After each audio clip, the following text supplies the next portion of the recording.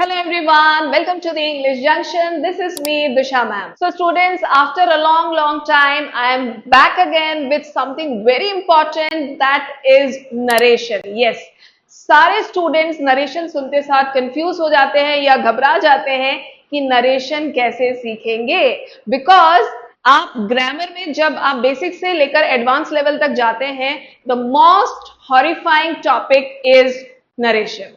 सो narration को लेके बहुत सारे मिसकंसेप्शंस है, बहुत सारे कंफ्यूजन्स है. स्टूडेंट्स 1 से लेके 12 तक पढ़ लेते हैं, लेकिन उन्हें नरेशन कभी क्लियर नहीं होता. तो नरेशन आपका क्लियर होने वाला है दिशा मैम के साथ. So I am going to give you a brief, एक इंट्रोडक्शन देने वाली हूँ नरेशन का. इसके बाद हम सीक्वेंस में आपको डिटेल में नरेशन पढ़ाने वाले हैं. So stay tuned with me. Like, share and subscribe my channel so that you get to know all the upcoming lectures. So let us start with narration. Narration है क्या? पहले हम इसको बहुत प्रैक्टिकली सीखते हैं कि नरेशन क्या है, हमें नरेशन की जरूरत क्यों है.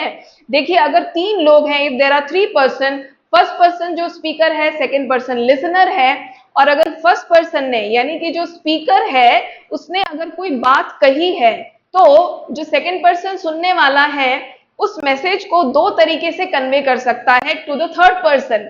एक सेम टू सेम स्पीकर के यानी कि फर्स्ट पर्सन के डायलॉग को कॉपी पेस्ट कर सकता है, तो that is known as direct speech. और दूसरा तरीका ये है कि जो लिसनर ने सुना स्पीकर की बात को, वो अपने तरीके से सेम मैसेज को थर्ड पर्सन तक पहुंचा सकता है. That is known as indirect और रिपोर्टेड स्पीच. इनडायरेक्ट स्पीच को ही रिपोर्टेड स्पीच कहा जाता है. ये कंफ्यूजन भी होता है कि अगर हमने इनडायरेक्ट सीख लिया तो ये रिपोर्टेड क्या है. So do not gate confused. Indirect को ही रिपोर्टेड स्पीच कहा जाता है. अगर नेक्स्ट चीज मैं कहूं जो आपको पता होनी चाहिए, वो ये है कि नरेशन जो है वो 5 काइंड्स ऑफ सेंटेंसेस पर बेस्ड है. तो आपको 5 तरह के नरेशन सीखने पड़ेंगे. अगर आपने 5 तरह के नरेशन सीख लिया, मतलब आपकी नरेशन में मास्टरी हो गई है. ओके, लेट अस अंडरस्टैंड कि ये किस पर बेस्ड है. तो आपने अगर काइंड्स ऑफ सेंटेंसेस सीखे होंगे, so there are 5 kinds of sentences. मैं लिखकर एक्सप्लेन करती हूं. तो जो 5 काइंड्स ऑफ सेंटेंसेस है वो है, नंबर 1 इज स्टेटमेंट्स. ठीक है, पहला है स्टेटमेंट्स. जो सिंपल स्टेटमेंट्स यानी कि किसी की भी कही हुई कोई बात, चाहे वो पॉजिटिव हो या नेगेटिव हो, वो कहलाती है statement. And that is known as declarative sentence. उसे कहते हैं डिक्लरेटिव सेंटेंस. जो सबसे इजीएस्ट टाइप ऑफ नरेशन होता है, जो सबसे कॉमन होता है, जो सबसे ज्यादा स्कूलों में पढ़ाया जाता है, वो होता है डिक्लरेटिव सेंटेंस बेस्ड नरेशन. ओके, जिसमें से, सेड टू और सेड इस तरह के रिपोर्टिंग वर्ब्स होते हैं. सेकेंड होता है इंपरेटिव. इंपरेटिव जो है, इंपरेटिव सेंटेंसेस से हम 5 चीजें कवर कर सकते हैं. We cover up 5 things. Okay, वो 5 चीजें क्या है? Order, request, command, advice and suggestion. ये जो 5 चीजें हैं, इनके बेस पर जो नरेशन होता है, यानी कि डायरेक्ट से indirect, based on imperative sentence. Okay, that is the second category. और यहां पर हमारे रिपोर्टिंग वर्ब्स से, सेड या टोल्ड नहीं होते हैं. यहां हमारे रिपोर्टिंग वर्ब्स होते हैं ऑर्डर्ड, रिक्वेस्टेड, कमांडेड, एडवाइज्ड और सजेस्टेड.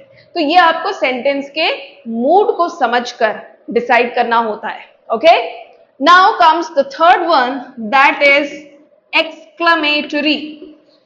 ये एक्सक्लेमेटरी सेंटेंस जो है, ये सडन फीलिंग्स को एक्सप्रेस करते हैं. कोई भी अचानक आने वाली फीलिंग्स, इमोशंस को ये एक्सप्रेस करते हैं, और इसमें एक्सक्लेमेटरी मार्क लगता है. बहुत सारे लोगों को ये पता होगा, बहुत से स्टूडेंट्स को ये मालूम होगा, और इसे हिंदी में क्या कहते हैं? विस्मयादि बोधक. ओके, जो सडन फीलिंग्स आती है, इस तरह के नरेशन में जो रिपोर्टिंग वर्ब है वो कैसा होता है? Exclaimed with Joy, exclaimed with sorrow, exclaimed with happiness और excitement. इस तरीके से आपको नरेशन फॉर्म करना पड़ता है डायरेक्ट टू रिपोर्टेड में. ये थर्ड कैटेगरी है. And the fourth one is interrogative. Interrogatives ask questions. इसमें क्या आते हैं? क्वेश्चंस आते हैं, राइट? तो जब हम क्वेश्चंस पूछते हैं तो दो तरह के क्वेश्चंस हम डील करते हैं. एक होते हैं WH वर्ड क्वेश्चंस और एक होते हैं yes no क्वेश्चंस. तो दोनों तरह के नरेशन आपको सीखना होगा. एक होगा WH वर्ड क्वेश्चंस एंड एक होगा yes no क्वेश्चंस. सो yes no क्वेश्चन जो है वो हमेशा स्टार्ट होते हैं हेल्पिंग वर्ब से और मॉडल वर्ब से, राइट? हेल्पिंग वर्ब्स और मॉडल वर्ब्स के थ्रू ये स्टार्ट होते हैं. अगर मैंने किसी से पूछा व्हाट इज योर नेम, तो वो इंफॉर्मेशन देगा my name is Mohan. So that is informatory question जो WH वर्ड से स्टार्ट होता है. और वही WH वर्ड क्या काम करता है नरेशन में?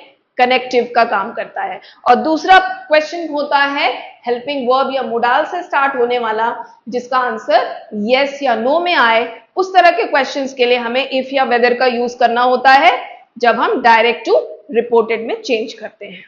ओके? और एक और इंपॉर्टेंट बात आपको याद रखनी है कि डायरेक्ट स्पीच में, इंट्रोगेटिव केस में, जब आप डायरेक्ट को रिपोर्टेड में चेंज करते हैं तो वो इंट्रोगेटिव नहीं होता, वो स्टेटमेंट में बदल जाता है. आपको याद रखना है कि इनडायरेक्ट स्पीच में कोई इंट्रोगेटिव सेंटेंस नहीं होते.